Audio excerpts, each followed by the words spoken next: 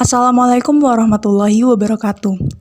Dalam video presentasi kali ini, kami dari kelompok 1 akan membahas penanganan kemacetan di Jalan Urip Sumoharjo Kimahaja. Semoga apa yang akan kami bawakan tersampaikan dengan baik dan dapat bermanfaat bagi yang mendengarkan.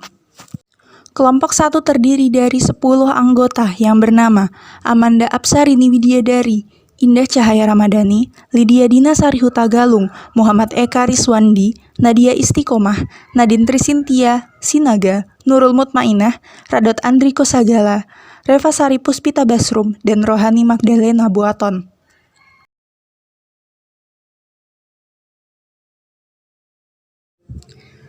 Terdapat latar belakang dalam penelitian yang kami lakukan yang meliputi 3 poin utama, yaitu definisi infrastruktur secara general.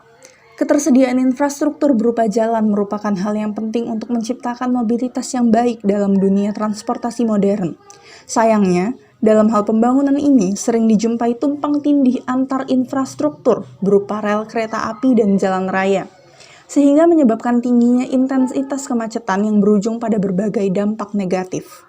Selanjutnya yaitu tujuan dan sasaran. Tujuan kami yaitu mengetahui upaya penanganan kemacetan di Jalan Raya Urip Sumoharjo sampai Kimaja. Sedangkan sasaran dari penelitian ini yaitu mengidentifikasi permasalahan kemacetan dan merumuskan upaya penyelesaiannya. Metode pengumpulan data yang dilakukan diantaranya observasi, wawancara, juga studi literatur. Namun pada pelaksanaannya, observasi dan wawancara tidak dapat kami lakukan karena terdapat beberapa kendala. Sehingga yang dapat kami lakukan hanyalah studi literatur melalui berbagai jurnal, data BPS, serta data dari Google Street View. Selanjutnya yaitu teknik analisis data. Dalam melakukan pengolahan data, agar lebih mudah dipahami, maka data-data yang didapat dari hasil observasi, wawancara, studi literatur, dan dokumentasi perlu ditransformasikan ke dalam bentuk yang lebih mudah dimengerti, yaitu dengan melakukan analisis data. Adapun teknik analisis data yang digunakan dalam penelitian ini yaitu analisis deskriptif. Teknik analisis deskriptif bertujuan untuk mengumpulkan informasi yang dijelaskan secara mendalam, sistematis, dan akurat mengenai kemacetan di rel kereta api Jalan Urip Sumoharjo Kimaja. Pemilihan teknik analisis ini berguna sebagai pendukung dari metode yang digunakan yaitu metode kualitatif, di mana kualitatif merupakan metode yang cenderung digunakan ketika data bersifat deskriptif. Penyebab kemacetan. Kemacetan pada suatu daerah tidak semata-mata terjadi begitu saja. Pasti ada indikator yang menyebabkan kemacetan tersebut terjadi. Nah, umumnya faktor yang menyebabkan terjadinya kemacetan tentu berbeda-beda pada setiap wilayah. Yang pertama, keberadaan jalur rel kereta api. Kereta api merupakan transportasi publik yang dapat dijadikan solusi untuk mengurangi kemacetan pada suatu daerah. Namun, keberadaan jalur rel kereta api yang ada di Jalan Urip Sumoharjo Kimaja justru berbanding terbalik. Bukannya mengurangi kemacetan, justru menjadi salah satu dari penyebab terjadinya kemacetan pada daerah tersebut. Lalu yang kedua, pengguna jalan yang melebihi kapasitas. Pengguna jalan yang melebihi kapasitas sesungguhnya selain mempengaruhi kemacetan, juga dapat mengurangi kemampuan dari perkerasan jalan itu sendiri. Hal ini akan berdampak pada penurunan jangka waktu rencana pada jalan. Pada kasus kemacetan di Jalan Urip Sumoharjo Kimaja, terdapat lonjakan pengguna jalan yang terjadi setiap tahunnya. Lalu yang ketiga, persimpangan jalan. Setiap persimpangan jalan mencakup pergerakan lalu lintas terus-menerus dan lalu lintas yang saling memotong. Namun, persimpangan juga dapat menyebabkan terjadinya kemacetan. Pada persimpangan, yang menimbulkan kemacetan adalah titik konfliknya. Semakin banyak titik konflik yang ada, maka akan semakin besar pula tingkat kemacetan yang ditimbulkan. Lalu yang terakhir, kapasitas ruas jalan. Kapasitas ruas jalan erat kaitannya dengan pengguna jalan pada suatu daerah. Karena Jika dengan kapasitas ruas jalan yang segitu saja, tetapi pengguna jalannya yang kian meningkat, maka kemacetan pun akan terus terjadi. Seperti di Jalan Urip Sumoharjo Kimaja. Kapasitas ruas jalannya tidak terlalu lebar, namun pengguna jalannya terus meningkat, maka akan terus menyebabkan kemacetan juga. Kemacetan yang mengganggu kelancaran kendaraan ini memberikan dampak yang cakupannya cukup luas yang dapat mengganggu produktivitas seseorang menjadi terganggu. Dampak negatif dari kemacetan ini diantaranya ialah 1. Pemborosan energi seperti BBM energi yang terbuang sia-sia. 2. Kerugian waktu karena kecepatan laju kendaraan yang menjadi rendah. 3. Meningkatkan stres pengguna jalan atau pengendara.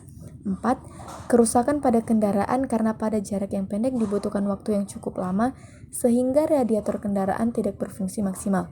Dan yang kelima, mengganggu kelancaran kendaraan darurat dalam menjalankan tugasnya. Gambaran umum wilayah. Secara geografis, Kota Bandar Lampung memiliki luas wilayah daratan 19.722 hektare dan luas perairan kurang lebih 39,82 km persegi. Dari gambaran umum fisik dan lingkungan, kondisi topografi Kota Bandar Lampung terdapat pantai, landau, perbukitan, serta dataran tinggi dan sedikit bergurun. Kondisi geologi, terdapat patahan-patahan yang melintasi Kota Bandar Lampung. Dari segi sosial dan kependudukan, memiliki penduduk dengan kepadatan paling besar yaitu di Kecamatan Tanjung Karang Pusat, dan penduduk paling sedikit di Kota Bandar Lampung yaitu di Kecamatan Kemiling. Dari segi sosial dan ekonomi, sebagian besar penduduknya bergerak dalam bidang jasa, industri, dan perdagangan. Mengenai gambaran kondisi wilayah yang terjadi saat kemacetan di Jalan Urip, biasanya terjadi pada jam berangkat dan pulang kerja. Kemacetan semakin parah saat kereta pengangkut batu bara melintas. Hal itu juga terjadi karena lalu lintas di Jalan Urip Sumoharjo menggunakan sistem 2 arah dan banyak dari para pengendara dan pengguna jalan yang ada tidak mematuhi aturan lalu lintas.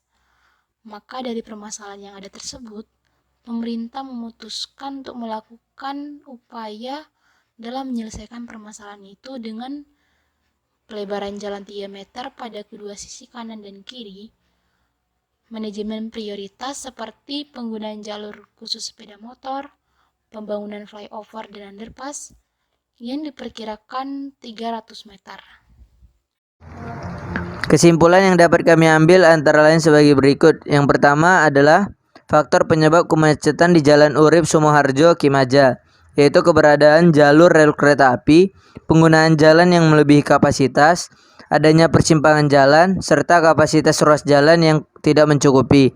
Yang kedua, pemerintah telah melakukan upaya rekayasa lalu lintas. Namun, kebijakan ini dinilai kurang berhasil karena kemacetan masih sering terjadi.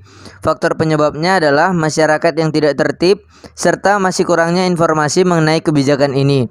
Yang ketiga adalah pembangunan flyover di atas Jalan Kimaja dan underpass dari Jalan Kimaja ke Jalan Urip Sumoharjo sebagai upaya mengurangi kemacetan yang direncanakan pemerintah dimulai April 2020 ini mengalami hambatan. Terdapat 2 saran yang mampu kami berikan dalam permasalahan ini. Yang pertama adalah pemerintah segera merealisasikan pembangunan yang sudah direncanakan sebelumnya, seperti flyover dan underpass, yang membuat kemacetan dapat diminimalisir lagi. Maka dari itu pemerintah harus cepat merealisasikan pembangunan tersebut. Yang kedua adalah masyarakat mengurangi penggunaan kendaraan pribadi. Penggunaan kendaraan pribadi yang sangat banyak berdampak besar pada kemacetan. Jika masyarakat lebih memilih menggunakan kendaraan umum, maka kemacetan sedikit demi sedikit akan tidak terjadi lagi setiap harinya.